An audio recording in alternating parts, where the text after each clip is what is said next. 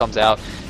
You know, going with lurkers and lings to take out the third, and then pulling the lurkers back immediately as soon as the lings can take care of things. It's very interesting, and I think it's quite good actually. It's quite good because I mean, he basically just wants to keep the Protoss occupied while he gets up his tech and his expansions. His fourth base is now up and running. Well, not really running, but it's up, and his hive is finished. So, you know, this is kind of the situation that he wants. He's got no hive tech just yet. Looks like, oh, going for a bit of an attack on the natural. Nope, gonna back up right away. As I said, and you see, every time he does this, SneazeL pulls back his army.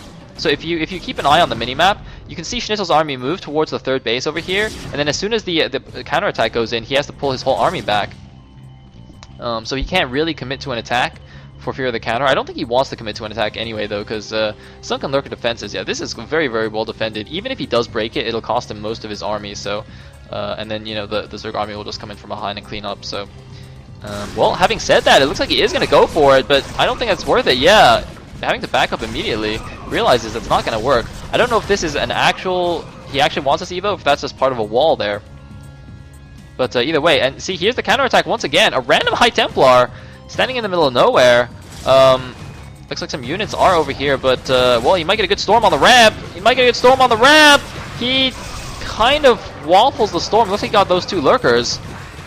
But he's going to lose those units, and losing these small chunks of units here and there is really costing SneazeL. I mean, he does have a nice supply lead right now, 154 against 101, but Protoss units are more expensive, and, you know, losing a handful of lings for a bunch of units, and, oh man, he just sacrificed like 5 Scourge into 1 Observer. He could have gotten all 3 Observers there, but messing up a little bit. Huge storms going down, all the lings disintegrating in a pool of blood here, and suddenly... trutaCz's natural is in a little bit of trouble. Units coming in from behind, but he overcommitted to the defense of the third. Did not build enough defenses at his natural. And can he hold on right now?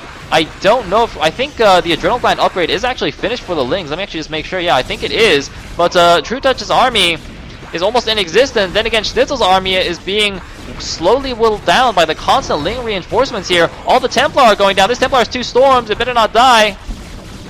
Zealot reinforcements are coming in, but so are lings and lurkers from the back, and it looks like trutaCz will barely hold this off. It's still a little bit close. A nice storm getting those 2 lurkers, and oh man, that storm is actually, is trutaCz gonna die? Can he hold this? I don't know. I said he's gonna hold it, but with all the reinforcements from SneazeL setting up some cannons here at the bottom main, gonna try and take that expansion, but he might not even need it. But ultras pop out at exactly the right moment. They do not have their carapace, the +2 carapace bonus just yet, but even still, ultras are pretty good, although it looks like they're getting a bit stuck on the Zerg Sim City here. Does that mean they can't actually pass between these 2 hatcheries? Oh, that's a little bit awkward. And oh, a huge storm going down right there. And it looks like, will the ultras be enough? Will they be enough? Actually, Dragoons are pretty good against ultras, so it might still not be enough. But do note that trutaCz is still mining all 4 bases against the 2 bases of SneazeL, so if he can just hold on right now, he will be in a decent position. He's got his tech up, he's got his bases up, he just needs to not die. trutaCz, you need to live. And meanwhile, the Nexus is going down at the 6 o'clock main, and SneazeL just keeping on the pressure right here, reinforcing from, well, it's still, okay, it looks like 9 gateways. I don't know what building just died over there or how it died. It's a little bit weird. I saw some DTs coming out, and well, he's gonna lose that hatchery, so I guess the ultras will be able to get out now.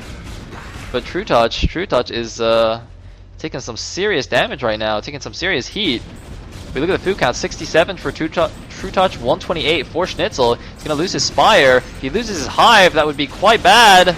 A storm going down on the ultras, and the ultras are in a hold position. Does he have another storm? He does. He doesn't have the energy upgrade, but these Templars both have 2 storms apiece. They are max energy. 200 of 200. DT's coming in here. DT's pretty good against ultras. And looks like, where'd the ultras go? Wait, did they die? Oh no! trutaCz is in a lot of trouble here. DT's and Zealots protecting this base from counterattack. And it looks like the Hive is going to fall here. Now the thing is, the Hive tech is all in the main, so you know, he doesn't actually need the Hive anymore unless he wanted to get some Overlord upgrades or something. But I don't think he's even going to be able to hold his main right now. Does he have... No, he does not have Consume. So he's going to have to wait for energy here. It looks like, oh man, Consume has only just started. And the Ultras... Did he actually get Ultra Speed before Ultra Carapace? I think she got speed before carapace. That's really weird. But this army, man, there's no way that trutaCz can deal with this. Nice storms going down. He storms his own observer and his Templar, but it doesn't really matter. GG! And SneazeL goes up 1-0 against his fellow Polish player, trutaCz.